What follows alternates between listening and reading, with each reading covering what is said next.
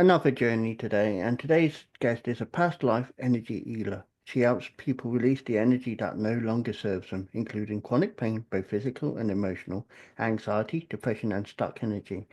Releasing this energy allows you to live a happier, healthier life, one that's filled with joy and purpose. And our guest has had two near-death experiences in August 97 whilst being pregnant. She met her angels for the first time when her aorta burst while home alone, and again the night before surgery. I'm saying no more because it's her journey, but I welcome Wendy Rose Williams to the journey. Well, thank you so much for having me as your guest, David. So, what I'd like to share is the really interesting journey that I had in releasing anxiety. I'd had anxiety most of my life. And when I was 50, I had this amazing 2 hour session with a Michael Newton hypnotherapist. And I went to her, and it's just one of those processes where you have to release your expectations and just see what's going to happen. And we were going to do an experiment with having me have a past life regression. Let me set the stage for that. I'd never had one before. I didn't have a spiritual practice. I didn't know how to meditate. I was a very stressed, very busy, single working mother with two teenage daughters at the time. And I had my MBA degree since I was 22, and I was working in healthcare business development. So, as the hypnotherapist kindly put it, you're not an ideal candidate, you're not an ideal subject. But I'd been introduced to a book called Journey of Souls by Dr. Michael Newton.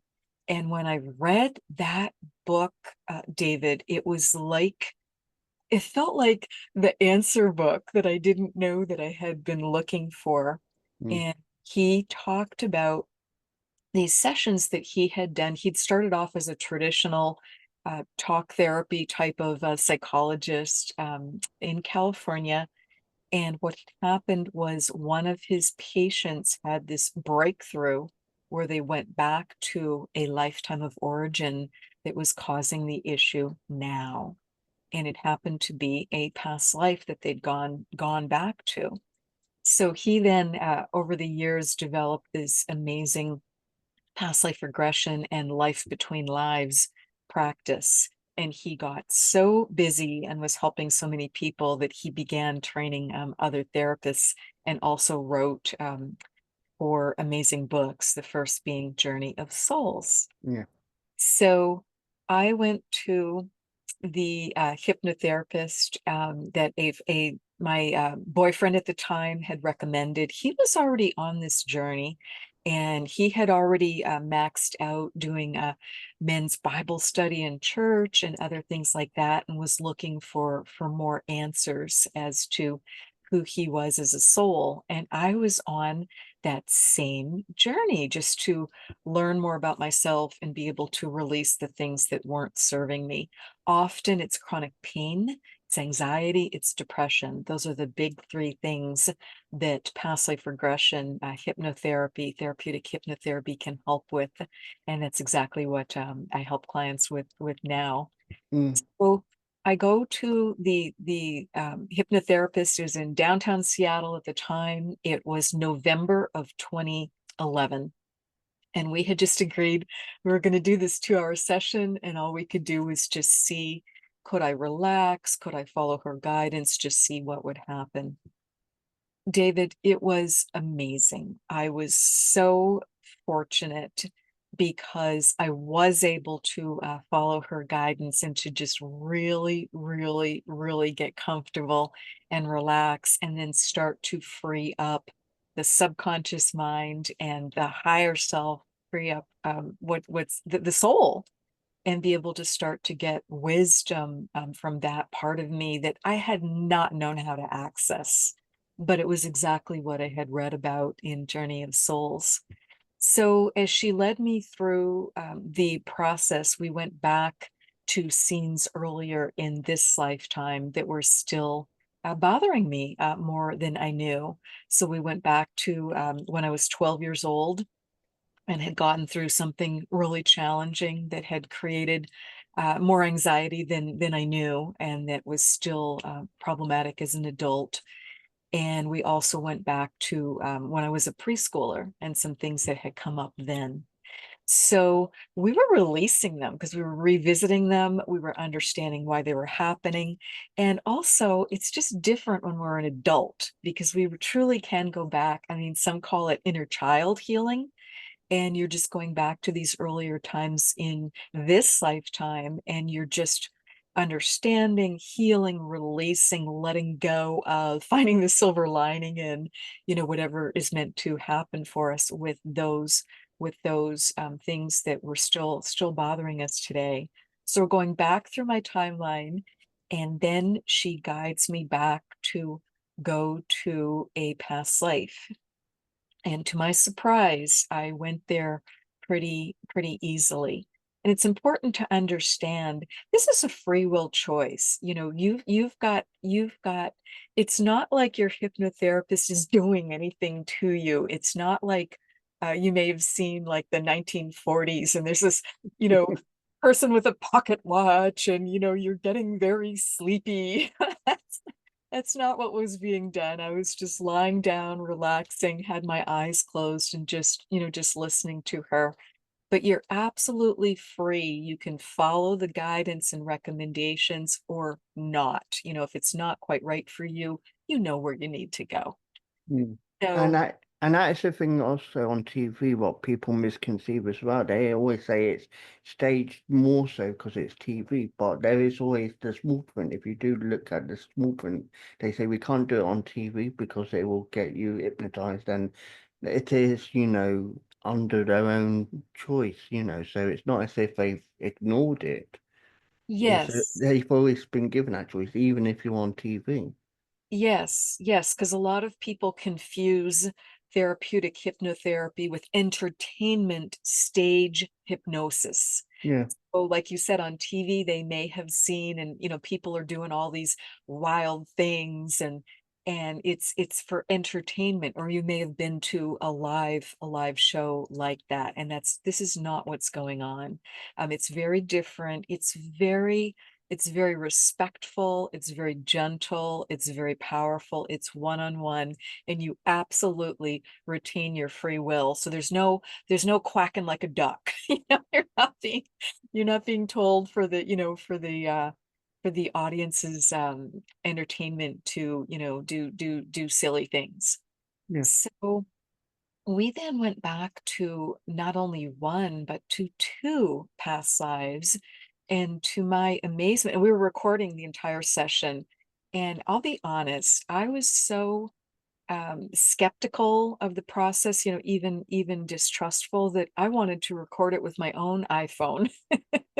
So that's exactly what I did. I wasn't even going to have someone else give me the tape. I thought, well, what if they've changed it or, left out important parts? So I just had my own phone, kind of laying there on my chest, and I had hit play and I knew that it was going to record everything so I could just relax. So, and that was comforting to me.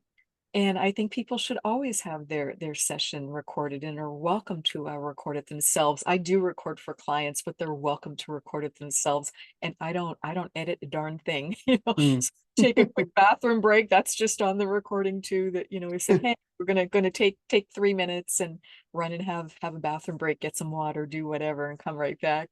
So does past life regression affect anxiety more so, do you believe? It's one of the top things that can be helped. So, what happened? Because we don't realize that we're just carrying this old energy that doesn't serve us. And that's where so many fears and phobias and just general stress and anxiety. Yes, modern day living can be contributing to that too, but it also can be past life energy. So we then visioned the two past lives that came through in a lot of detail, and more detail came through later because my therapist made a great suggestion, said, just go home and just take down some notes as you listen to your recording and just leave yourself open that more can fill in whatever else is important. You can remember, you can have an interesting dream tonight, or when you're meditating, when you're just taking a nice quiet walk, when you're in the shower, just those moments when we're grounded, we're balanced, and when our ego, when our left brain's not, being so noisy and trying to run the show. Gotta do this, gotta do that, and just overly busy. Um, so seeing those two past lives, and the second one in particular was really pretty surprising to me, shocking even, and just releasing the energy from that. Because what I saw myself was as a male, and I saw myself in prison, and I was just cold and hungry and miserable, and I could see the stone walls around me, and I could see this chain where I was literally chained to the wall. And I could see that I had been there a long time because my clothes were just really raggedy, and just like kind of worn away, and I had the sense I'd been there several years, and that's part of why it was so cold, because I didn't have good warm clothing on, and I could also see my hair was just kind of long and raggedy, and I knew it was really outgrown. I didn't normally wear it that long. Mm. And as the hypnotherapist just asked me questions about it, she's like, okay, you're fine now. We can look at this. You're just fine. And she's very reassuring.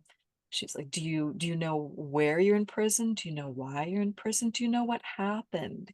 And she just prompted me that I could remember it. And David, I could just see clear as day what had happened as she asked me these respectful questions. And I could see that it was back in the time of the Spanish Inquisition. And I could see that I had been a teacher in my 20s. And I loved to read and to write. And I could not stand seeing books being burned. So I had been at one of these big public events where everybody gets rounded up and you have to go down to the square, and it's, intimidation tactics. And I just was seeing all these books burned. So I stayed there until the very end. I looked around me. I didn't think anyone else was there. I didn't think anyone could see me. And I just couldn't stop myself. I pulled a couple of books that hadn't fully burned out of the fire and I saved them. And that was it just was a time when it was forgiven, because knowledge is power, and being able to read and to write is really a big deal. I also was teaching people quietly, who were interested. I was teaching them how to read and to write. And again, that was forbidden. So that was enough that I had caught the eye of the authorities and end up thrown in prison for those two infractions. Yeah. So the therapist then leads me, further through the lifetime, and asks me, what happened. Do I die in prison? Am I released at any point? And I tell her just with a lot of joy that I do get released. I am able to regain my health because I had been young and healthy when I had been imprisoned, and I was able to regain my health. And then she asked me the key question. She said, "Did you continue to teach people to read and write?" And I said, "I absolutely did. I learned how to do it in a more circumspect way. I would more tune into my own guidance. Was it, appropriate? Was it going to be safe? Because the Inquisition went on for a long time. Yeah. Just was a very oppressing period. And but I did continue, and it was worth the risk to me, and I was happy to do it, and it was important to me. It was an important part of my purpose and my identity to do that. And do you feel that way you saw yourself identified then? Do you feel like that's made you you now because you've written a book, I believe? It's a great question. I feel certain personality traits can remain. One of my favorite things to do in this lifetime is absolutely to read and to write. I have published 3 books, and I'm working on my 4th. And don't I feel fortunate, that we live in such a time of freedom of expression, Mm, where we're able to do that. And back in high school, I actually ended up being hired to do some tutoring for a neighbor's young son, and they were very busy with three kids, and one son just needed some tutoring for reading. So again, was doing it again, and just really enjoyed doing that. And also, I was able to learn over time what I do on the other side. So when I'm home, when I'm not incarnated, when I'm not in a body, worked in the Akashic records for eons. And I see the Akashic records as being this beautiful place of all knowledge. And my belief is each of us has a book of life there about us. It's our past lives, it's our parallel, it's our future, it's everything about us in this one beautiful, beautiful book. And my job at home was to help people find information and answers from their book of life. So typically, they would come into the Akashic records with a spirit guide with them, with an angel with them, with someone with them, helping them understand something in their life. You don't just hand over that type of a book, yeah. because the knowledge is so immense and so powerful, and people aren't necessarily ready for everything that's happened in their past, nor should they be reading about everything in their future, because that's going to change it. So typically you're getting the book for the guide or the angel. Occasionally people do come on their own, and then I would be helping answer questions, or perhaps showing them a page or a page or two from the book. So that kind of all fit in too when I found that out. Mm, So as we released those two lives, and the other life that I found was very different. It was in London, and I could see clearly that I was there, and I was this wealthy young woman, just based on my energy, my clothing, my behavior, my demeanor. And I was out shopping in an open air market, and just shopping for pleasure. And I'd actually snuck out of the house because I wasn't supposed to be unchaperoned, but no one was available to take me. So I just wanted to go down and buy some cheeses. So I had gone down to the market to do that, and I actually observed a gentleman, and I knew him slightly. I knew he lived, I'd heard kind of via my father. My father was a wealthy banker, and I'd heard, through my father, or through some sort of neighborhood gossip, that this man was out of work. His wife was sick, and he had multiple children. He had a big family. There was no safety net in that time. If you couldn't find work, and couldn't get health care, you were really, really in a desperate situation. So I saw this man in the market, and I saw him furtively steal some food, and he had the poor luck, that there was as the merchant cried out, stop thief, and the merchant's starting to chase him, but he doesn't want to leave his stall either. There happened to be a bobby right by, and that's how I could tell I was in London, because of that distinctive uniform of what a British bobby wears. That's how I was able to figure out where I was right away. And the Bobby saw me. I was right in that proximity, and he said to me, "Where'd he go? Where'd he go? You must have seen that man steal some food."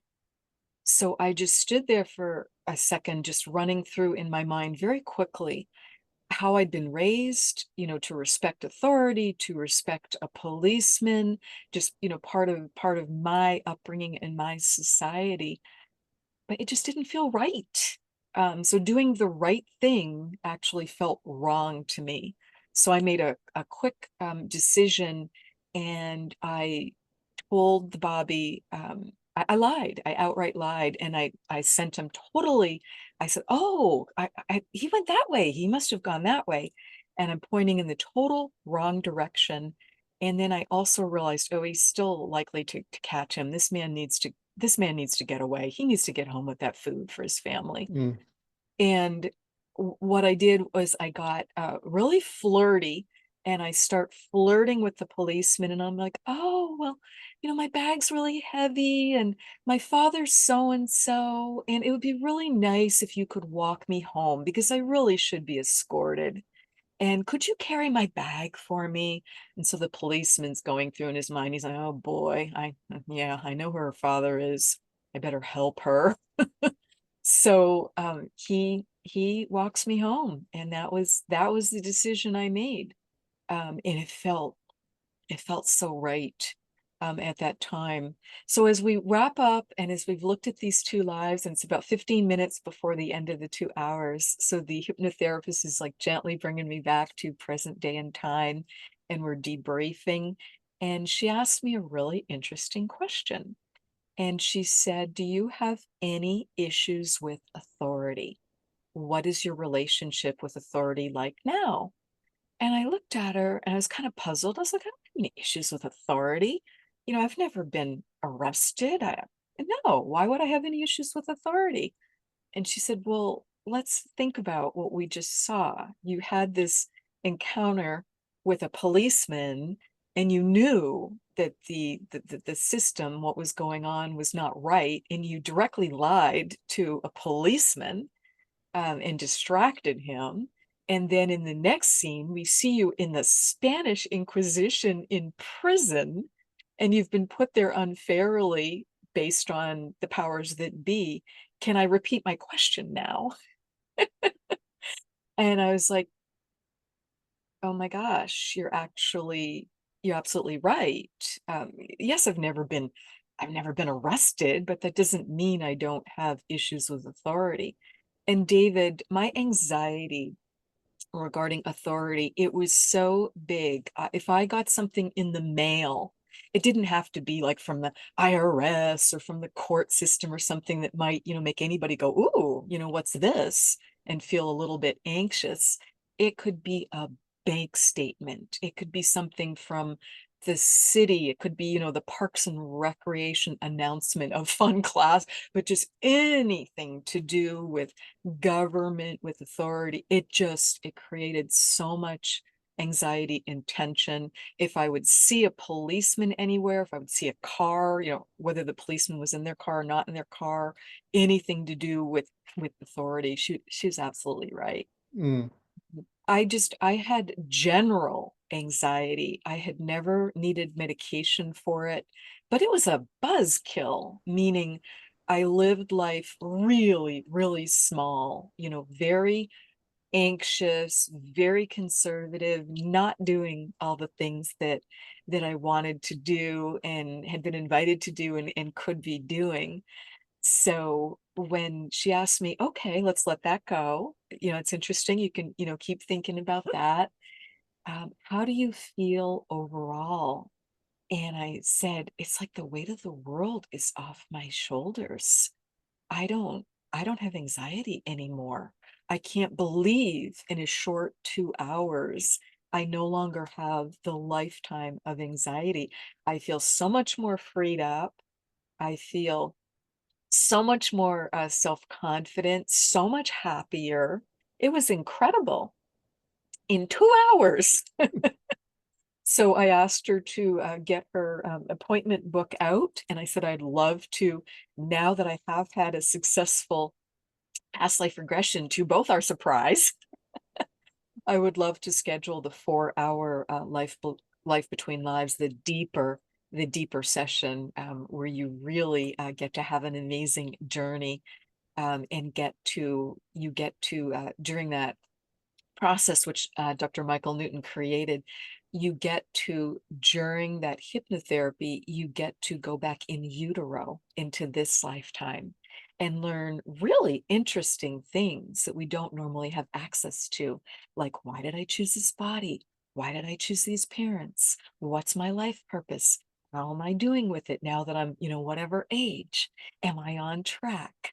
And then you keep going further back. You go, the therapist guides you back to a previous lifetime.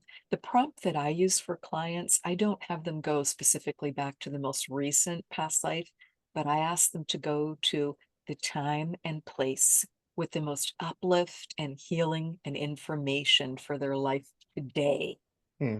That's specific and practical because we want it to be useful for your life now, but it's open-ended. You might go back to scenes earlier in this lifetime. You might go to past, parallel, future. You can go anywhere that's got the most healing and information and uplift for you now. So in this life between lives process, we go back into a past life, we're guided there. And then we go through that lifetime, see what was most important about it, connect it to now, why that particular life is being viewed and chosen, and we then go to the last day in that lifetime. And the therapist reminds you that you're an eternal soul. You cannot die. And it's going to be very comfortable leaving your body, regardless of the circumstance. Because sometimes we pass on very peacefully, and other times it's more dramatic or traumatic. Mm. So we pass on peacefully from that, simply as a way to travel on up to the light, heaven, home, God, the universe, nirvana, summerlands, whatever your belief system is. So we go on up to the light in the life between lives process. And then it's like good analogy is stops on the train journey. So you've got like maybe 12 or so station stops that you can make, and your hypnotherapist helps you go back to soul family. You get to reunite with soul family that you just love and have traveled with so many times. And these are such important, beautiful relationships for us because we choose to incarnate together again and again. So we can have that soul family reunion. We can meet with an amazing council of elders. We can learn more about why we chose this lifetime, why we chose this body, because sometimes we have something challenging, disease, whatever might be going on with this body. And we learn why we chose that, why our soul thought that would be useful for us to need to work through or live with that challenge. Yeah. And so there's just so many beautiful things. We learn what we do when we're not incarnated. Like I learned, I worked in the Akashic records for eons, and then had moved from there to become, I think the best term for it is like a junior spirit guide, so spirit guide in training, to be able to help people with what their mission is and whatever they need support with. So I had moved into that new beautiful occupation at home. And so just we learn so much about ourselves. We see other bodies and lifetimes that we could have chosen. And when we learn why we didn't choose those and instead chose this one, I think it can help us double down and be more present and more engaged and just more love the life that we're in and that we chose. And that can be surprising to people to hear that we really are powerful creators and we choose so much of what we go through. And then you think of, wait a minute, I chose that car accident. I chose that marriage that ended, and divorce, being out of work, health challenge, whatever it is. But think about, and often it does take some time and perspective. Think about what how you grew through that, what you learned through that, and just, the perseverance, the courage, and how we really are meant to enjoy the good times. Because, yes, there's challenging times too. Yeah. So, to conclude, and obviously, I've always believed in the ethos of amuse, educate, inspire, observe, and understand. Do you believe that those, key elements have helped you understand more for where you are now for where you were when you first discovered these? Absolutely. I was amazed by how much information came through the emotional healing, the physical healing, and just how much I better understood myself. And it also eased relationships. I could see why there had been conflicts or heartbreak with certain people and how that benefited me. Is, surprising as that may sound, too. So just there was so much information. When I had the Life Between Lives, the 4-hour session in 2012, again, I recorded it, and I actually transcribed it. I typed it out because it's hard to listen to it all, and you're taking. It's like I'm just typing this out. I had 65 pages of information, David, that I had not known. So it's like getting this beautiful roadmap to yourself and to your life so that you can feel more peaceful, more loving, more joyful, more gratitude for the journey. Um, and not look at it as just, this isn't happening for me and I don't have this and this isn't going the way I want it. It just helps us balance up our ego and our expectations, and I think get, as I said, just a lot more peaceful and happier with the journey. At least that's what it's done for me, and that's what many of my clients tell me. And now obviously I know people would be wanting to get in contact with you if there's any questions they may ask. Is there any websites you can direct them, Yes. or obviously your books you can promote? Yes, the best way to reach me is via my website. It's my full name, which is wendyrosewilliams.com. And you'll find how to work together one-on-one there. You'll also find some fun group events that I facilitate for people to help them with things like, how do I connect with my spirit guide? What is my life purpose? Can I learn more about that? Those sorts of things. Who was I in a past life? So different group events are also listed there. You'll also see the information regarding the books, and my books are available. I write about reincarnation, I write about past lives, I write about forgiveness, about energy healing, and they're available via Amazon and Audible. I do also record them as audiobooks, but you'll see the links to them on the website. And the last ultimate question, what inspiration would you give to viewers, listeners now to help them move forward? Yes, just know that we are so loved and supported. And I know things can feel challenging. So just having some sort of daily spiritual practice. And if meditation isn't your thing, that's okay. Some yoga, taking a walk in nature, whatever it might, prayer, journaling, whatever it might be, just something for 5 to 15 minutes a day or more can just help us really feel so much calmer and happier, and be able to hear that inner whisper, that wonderful voice, that intuition, our soul, and hearing our guides. It is there for us, and we can learn how to access it, and just feel a lot more loved and supported, enjoy life. It's been a pleasure talking to you today, Wendy, and I hope the message will help others fulfill what they are wanting to ask. Absolutely. Well, thank you so much for having me as your guest. I Thank, appreciate the opportunity of the conversation. thank you.